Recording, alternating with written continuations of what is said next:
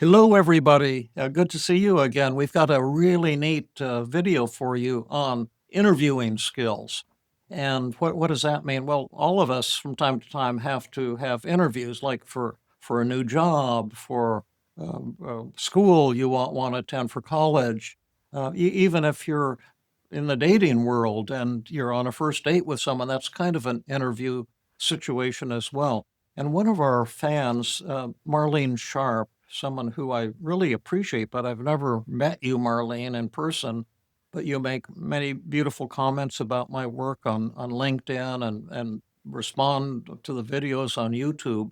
And you asked a question to could we do a video on job interviewing skills? And in response to your question, we had a recent podcast and I thought it'd be really fun to talk about those skills on one of these videos as well, because they really can be life changing. They were life changing for me. And so my wonderful colleague Adam Holman and I will talk to you a little bit about what are the secrets of successful job interviewing, and how can you become everybody's number one choice. And that's what you're going to learn if you watch this video. And if you don't want to learn that, don't watch the video. This is only for people who want to be winners 100% of the time. And so, before we dive in, let me ask you, Adam, what do you have any kind of thoughts about this? I mean, to make your point, right? Like life really is a series of interviews, and we're constantly being asked questions and answering questions. And I know for me, interviews actually make me quite nervous. I feel a lot of Oh, nervousness yeah. during them, Yeah. and Performance anxiety. I've got to impress this person. that's right. And oftentimes it gets into a loop where it stops me from performing really well Oh, in yeah. interviews. And I know that a lot of the skills that we're going to give people today are very helpful for that. It sort of takes the pressure off of you and allows you to actually show up and interview the way that you would like to. Yeah, yeah, right. It's almost like magic. Well, let's get to the real thing rather than the bullshit claims, because you hear bullshit claims all the time on the internet, and most of them are garbage. And we might comment on some of the garbage. I probably won't though, because people hate it when I put other people down. So ignore what I just said. But we're going to give you pure gold today, and I'm going to give you an interviewing example that I had, because when I was a college student, there was only one thing that I never wanted, and that was to be a doctor. And I thought that I would go into. I was a philosophy major. My dad was a minister, so I loved like abstract, philosophical, spiritual type concepts. And I thought I'd go to psychology graduate school. But my senior year at Amherst, one of my advisors pushed me to go to medical school, to apply to medical school, because he thought being a psychiatrist is better than being a psychologist, because psychologists can't prescribe drugs, but psychiatrists can. And this was going to be so important. And one of the paradoxes is, now that I am a psychiatrist, I haven't prescribed a psychiatric medication in 30 years, to be honest with you. But anyway, I trusted him. This was the thing to do. And I had good grades and stuff at Amherst, so I did get interviews from medical schools, and one of those was at Stanford. And I was interviewed by someone in the basement of the building on the Stanford campus, which is a beautiful museum, and there's a Rodin garden with beautiful statues and, or sculptures and things like that. And but there are steps going down underneath it and into the basement, and that's where my interview was. And this fellow introduced himself and said this was the Department of Anatomy. And it was kind of dark and creepy down there. And I said, "Well, is this where the medical students cut up the cadavers?" And he said, "Yeah, that's true." And I said, "God, isn't that kind of creepy down here?" And he said, "Well, no, it's actually exciting. In fact, my office is right down the hall."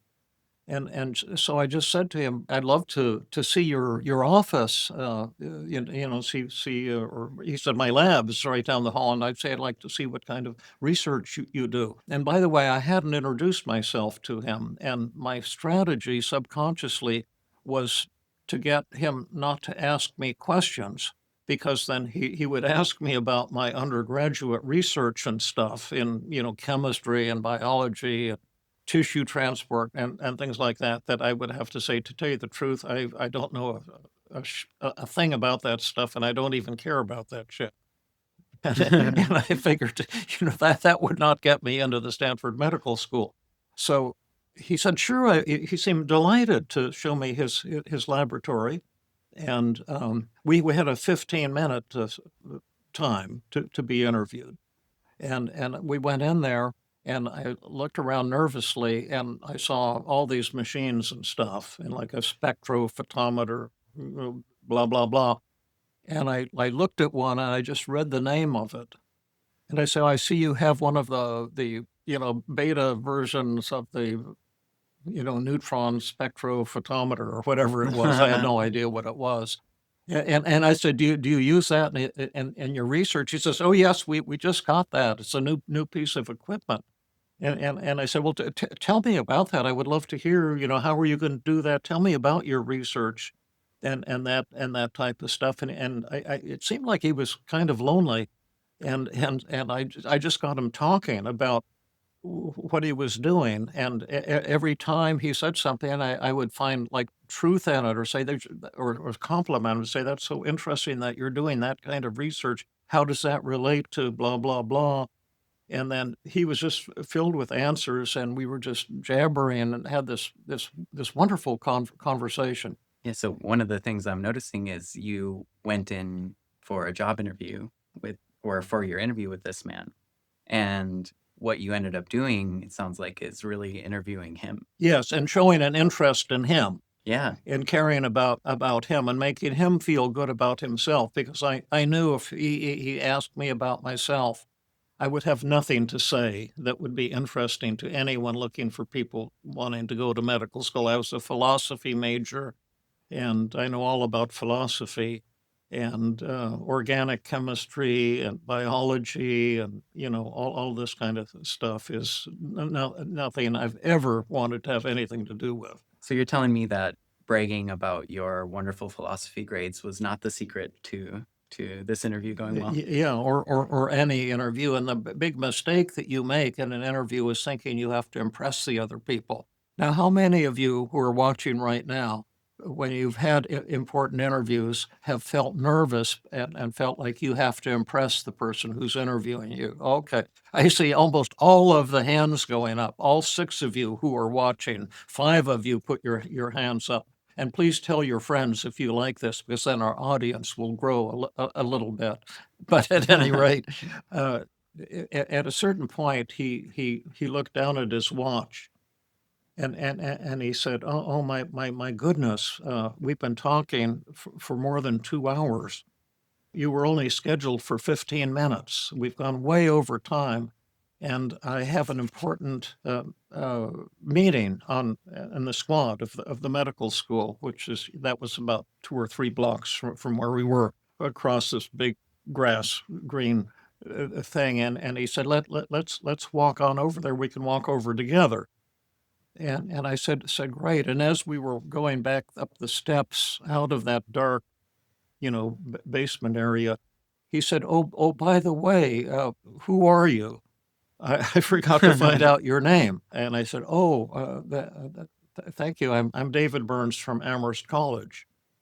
And he said, looked at me, and he said, "Well, David Burns from Amherst College, I want you to know that you're the kind of young man we need and must have at the Stanford Medical School." And it wasn't because I had impressed him in any way, except that I had shown caring for him, an interest in him. And Yeah, that you impressed him by being a caring person, someone who's actually interested in him as opposed to Yeah, self-interested yeah, and trying to promote yourself yeah, and and interested in his research, and maybe if I went to Stanford, I work in his lab or we work on this research, and he'd have a pleasant person. Do you see? It was like a personal connection. It wasn't like I was competing for a prize. Mm. And then Yeah, I, impressed him on an interpersonal level instead of on a achievement level. yeah, Yeah, and I impressed him with himself, not with me, yeah. but it worked paradoxically. And then I said, "Well, sir, I can't tell you how much I appreciate your saying that because it's been an amazing experience I've had learning about your research and but I'm afraid I won't be able to come to the Stanford Medical School." And he seemed shocked. And he says, "What are you talking about? Do you think Harvard's going to make you a better offer? Yeah. It will top any offer they make. They won't be able to you know get you. You're coming to Stanford." And I said, "Well, here's the thing. It's not that. But my father's a minister, and we don't really have much money, and he believes it's a sin to borrow money. And so I've heard that it would cost as much as $100,000 to go to the Stanford Medical School, and this was in 1970 or something, or no, this is in 1964, so it would be a lot more today." So I said, so it would be impossible for me to go to Stanford Medical School. And then he looked at me and he says, that's nonsense. He said, "I'm the chairman of the admissions committee, and that's the meeting I'm going to right now. And I'm going to tell them that David Burns is our number one candidate for the medical Oh, school class. And you're coming here, and you're not going to pay anything. no. We're going to pay for your room and board, your tuition, and everything." And he said, "Well," I said, "Well, thank you so much. That's a deal I can't refuse." And he said, "You'll have your letter. We're going to put it in the mail this evening or tomorrow morning, and you'll get the acceptance letter and all the details, within a day." And that was it. And that was how I got into Stanford Stanford Medical School. Yeah, what an incredible gift and an opportunity, and what were you feeling there as you were talking about it?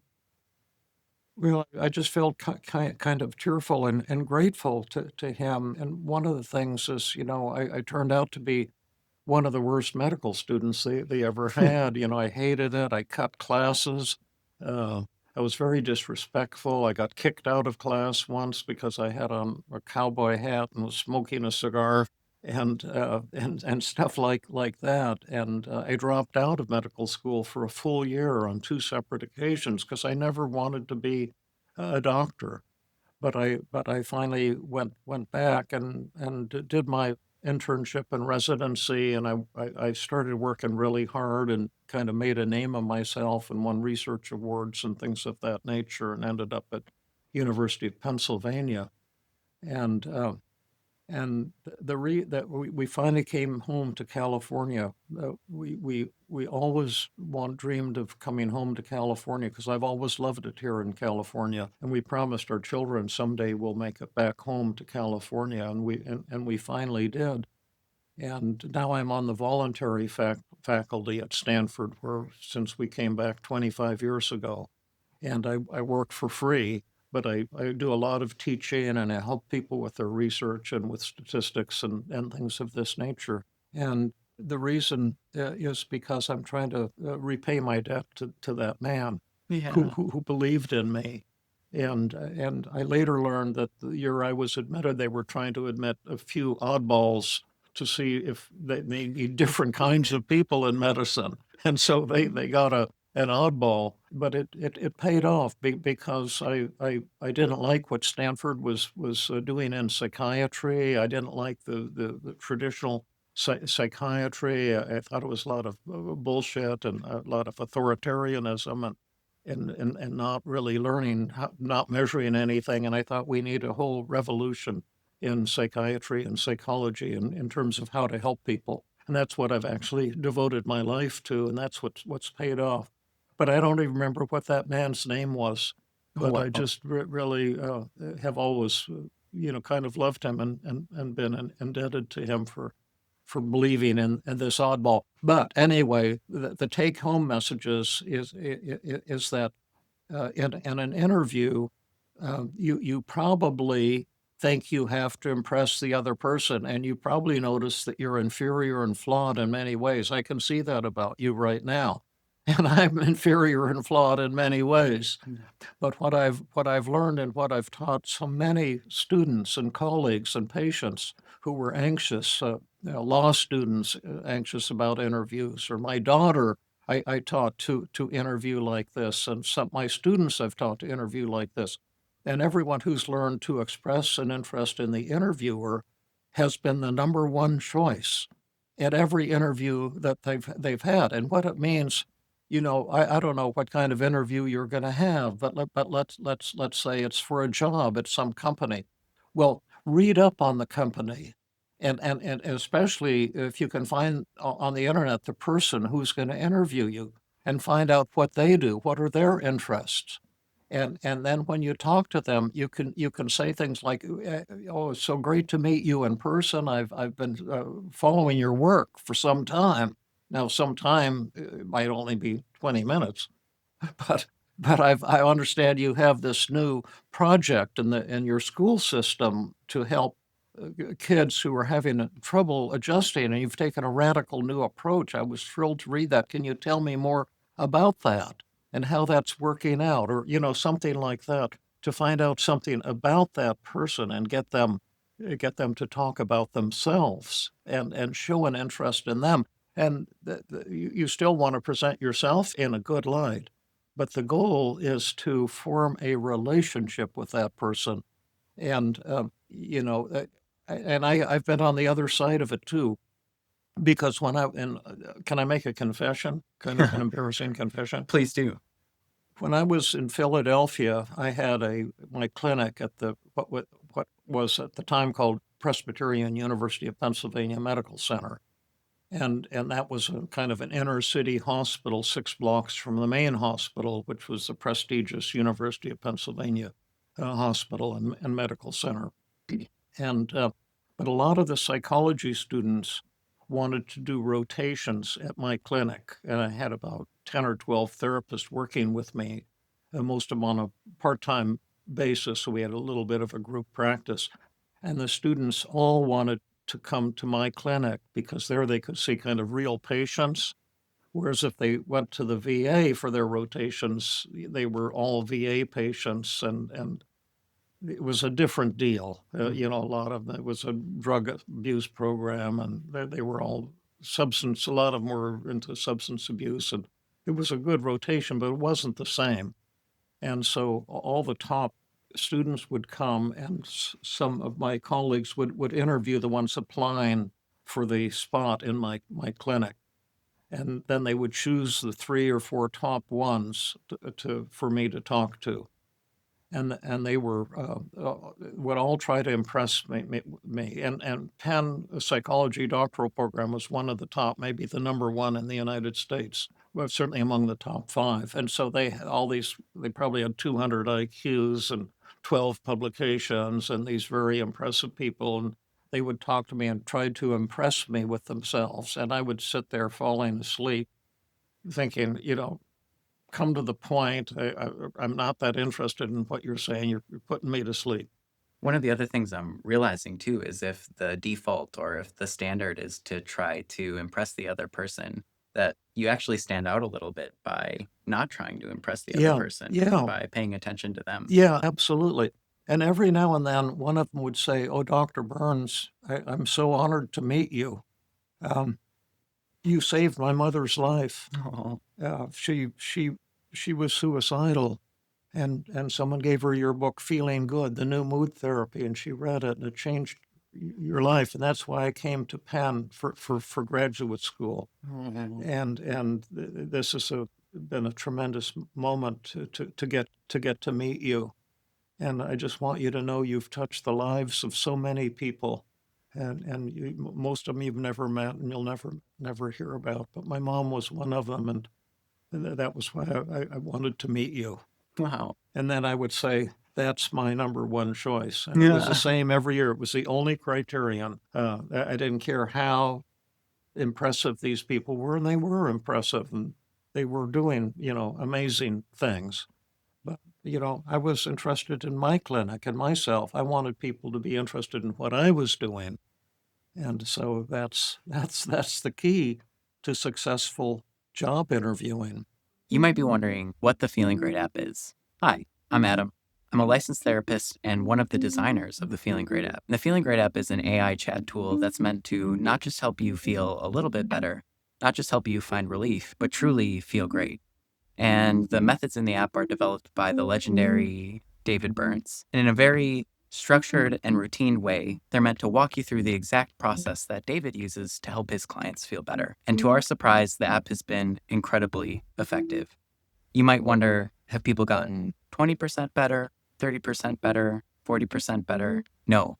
Believe it or not, in one single 1.5 hour chat session, people have actually seen a 70% improvement on average in their negative mood. So if you'd like to feel great, and gosh, would we ever love that to you, download our app in the App Store today. Well, anyway, that's the thing on interviewing for jobs, for schools, for life, and it's a very simple secret is expressing instead of trying to impress people, which just causes performance anxiety. And the harder you try to impress people, usually the more you'll turn them off, especially if you've struggled with shyness or social anxiety. You probably feel awkward around, whole life is like a series of anxiety provoking interviews. And the only thing we're selling today is showing genuine care and interest in other people. And paradoxically, when you show an interest in them, they'll be impressed with you. We'll have a lot more in other videos on the 5 secrets of effective communication, how to form intimate, loving relationships, how to connect with people in a really beautiful, effective way. So this is just an introduction. So stay tuned and keep watching. We love and appreciate all of you. And if you're struggling yourself with insecurity, feelings of depression, anxiety, guilt, shame, inadequacy, loneliness, hopelessness, or anger, uh, check out our Feeling Great app at at the link. Check it out right now. It might be a life-changing experience for you. So thank you, and that's all for now.